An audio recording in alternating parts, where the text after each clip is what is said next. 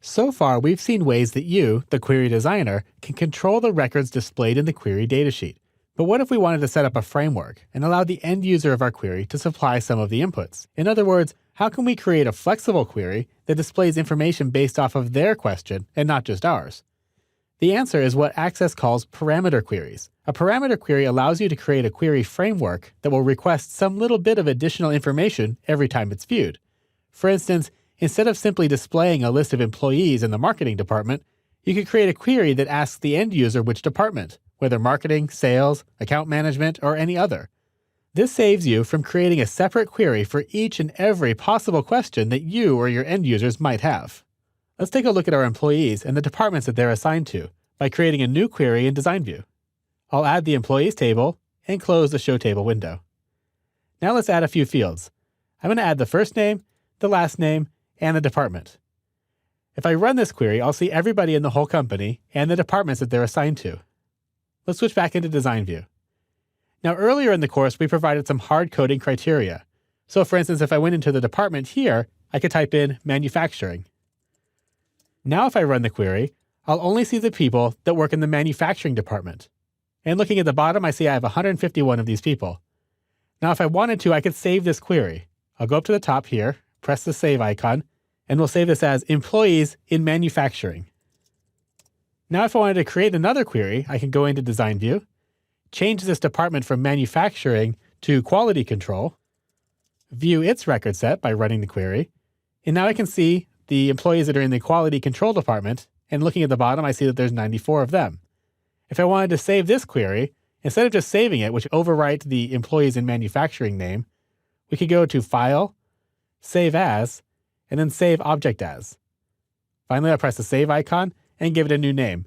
This time I'll call it Employees in Quality Control.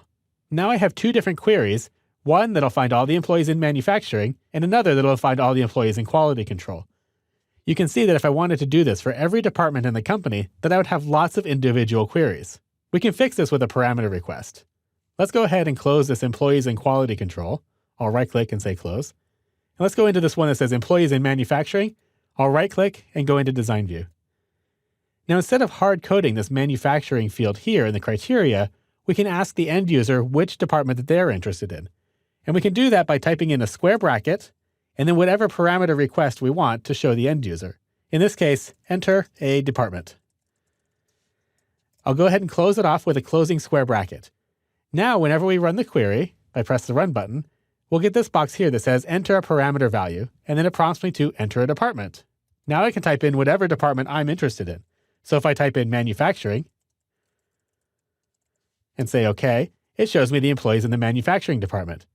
If I press this refresh button on the ribbon, it's going to ask me for a new department. Now I can type in quality control and say OK, and I'll see the employees in the quality control department. If I press refresh again, I could choose a different department, say sales, and I get the sales employees, all from the same query. Let's go ahead and close this query so we can rename it.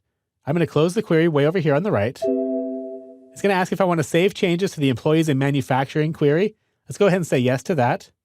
And then I'm going to delete this one over here in the navigation pane that says employees in quality control by right-clicking on it and saying delete.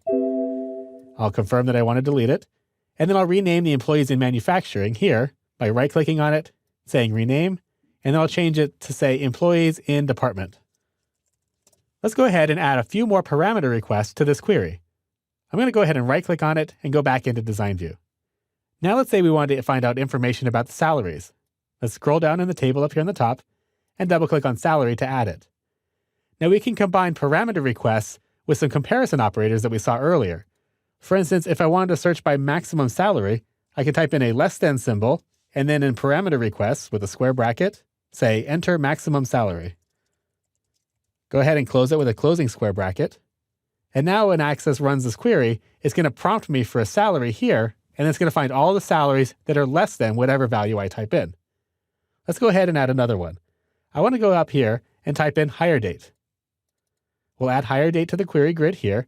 Now we can specify a range of dates by adding in the criteria with a between and an and syntax. This is going to get a little bit long, so let me right-click and go into the zoom box. In this case, I'm going to write in the word between, and then in a square bracket, I'm going to say enter starting date. and a closing square bracket. I'm going to follow that with the word and then as a second parameter request, I'm going to type in enter ending date. Go ahead and close it with a final square bracket. Let's go ahead and say OK. Now this query has 4 parameter requests. Whenever I run it, it's going to ask me for a department, it's going to ask me for the maximum salary, and it's going to ask me for the beginning and ending hire dates. Let's go ahead and run this query. First, it's going to prompt me for the department. Let's go ahead and say quality control. Then it's going to ask me for the maximum salary. Let's go ahead and say $60,000. Go ahead and say OK. Next, it's going to prompt me for the starting date. Let's say the beginning of 2013, so 1/1/2013. Go ahead and say OK. And then it prompts me for an ending date. Let's say 12/31/2013, so all of 2013. Go ahead and say OK. And we'll see that we have 3 employees that match all of those criteria. They work in the quality control department, they make less than $60,000, and they were hired in 2013. So including parameter requests in your queries is a great way to increase flexibility and give some control to your end users without the need to dive into the query design view.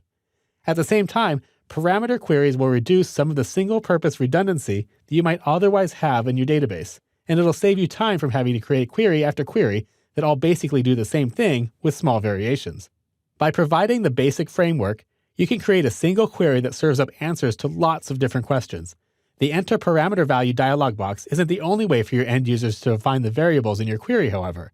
In the next movie, we'll take a look at how you can use data entry forms and buttons to hook into the variables we've just seen.